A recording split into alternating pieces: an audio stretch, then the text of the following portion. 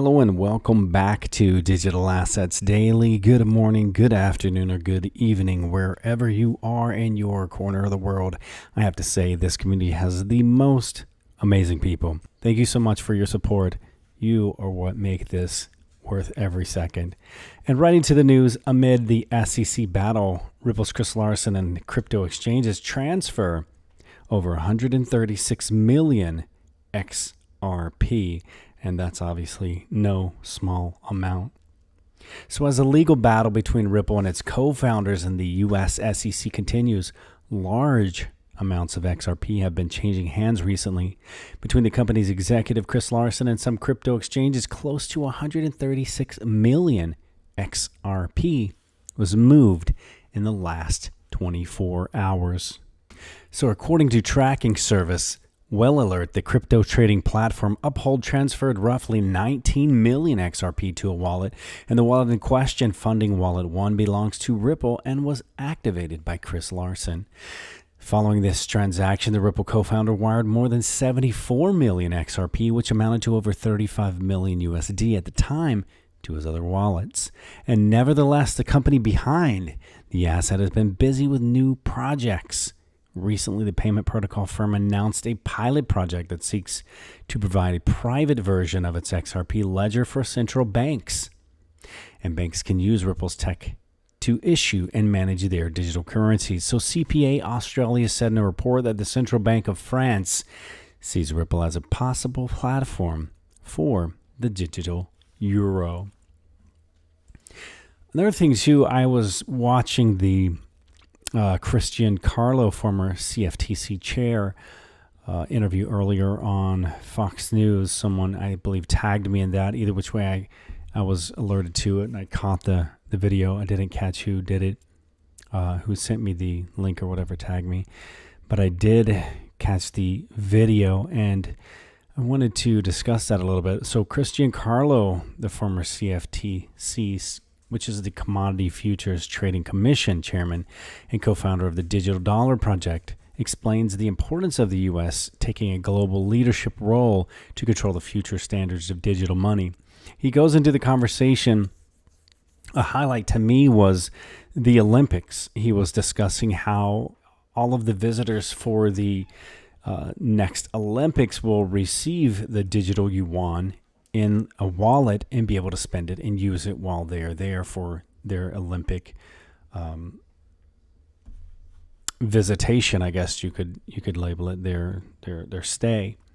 But I think the other thing as he gets into the conversation is he explains how it's very important that the U.S. no longer, in this high-tech world of digital currencies, digital assets, stop leading from behind, stop being delayed. Let's get things moving forward. Let's get out with this digital dollar project, and let's get on forward with the SEC giving regulatory clarity so that the U.S. can once again lead with this technology.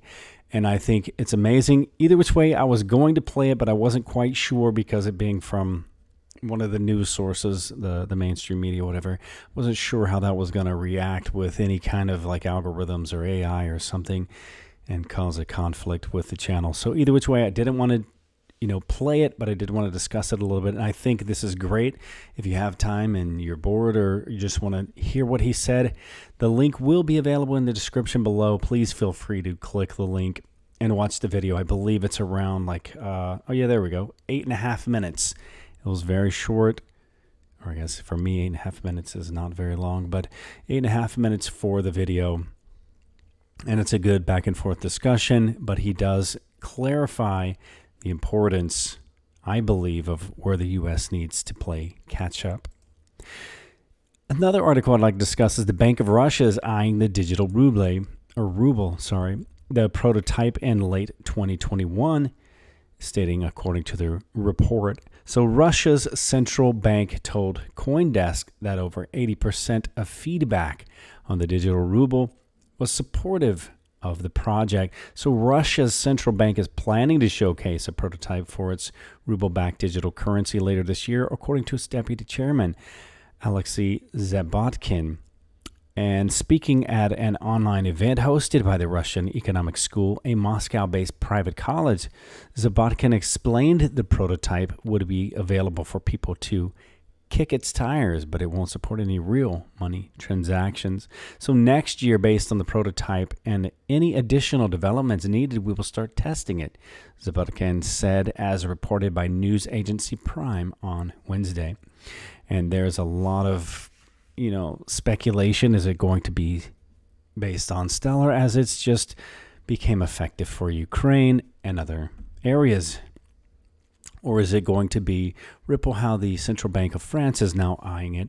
Or will it be based on Waves, which is their major asset, their digital asset from Russia? So we will see where that goes. We'll follow that, and it'll be exciting to see either which way, because it makes me think of the Satoshi Nakamoto book of Waves and Ripple. So that always crosses my mind to see how that's going to come back out somewhere in the future.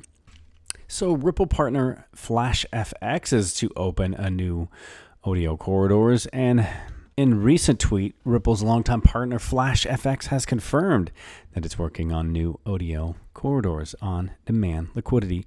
So FlashFX joined the global RippleNet network back in September of 2017, becoming Australia's first company to leverage blockchain tech for cross-border payments.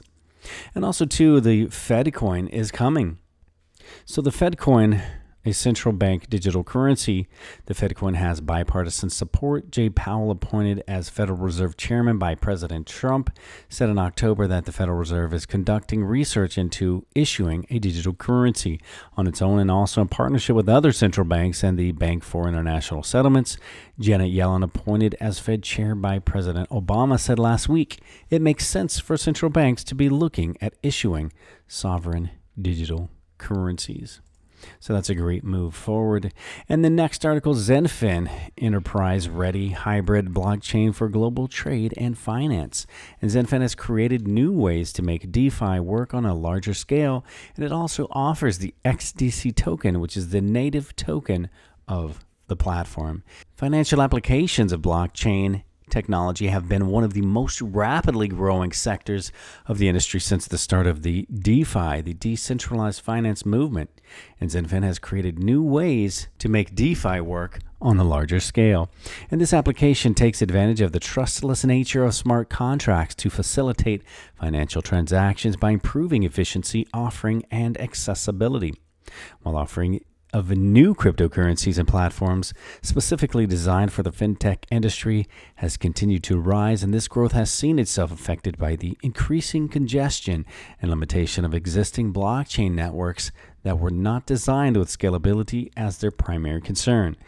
And this has been the case for platforms built on the Ethereum network, which has seen its gas prices increase by more than 1,000% over the past year. So even experiencing peaks of up to 909 way back in 2020, the rise in gas prices has not only an economic concern in terms of immediate fees, but as it is directly related to slow processing of transactions, can also result in losses due to investors being able to act on time in a market where timing is everything.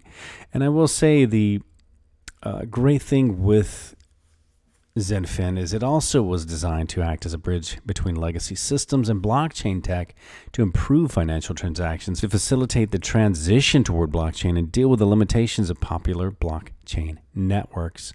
And again, that's where you find it as well, I believe, for the same use case in R3 alongside Quant and XRP. Now, Moneygram was added by Binance P2P for crypto trading in Arab countries, and the stock jumps. So 16% in market trading after Binance P2P adds MGI to its list of available payment methods for buying and selling crypto in Arab countries, Binance announced in a blog post.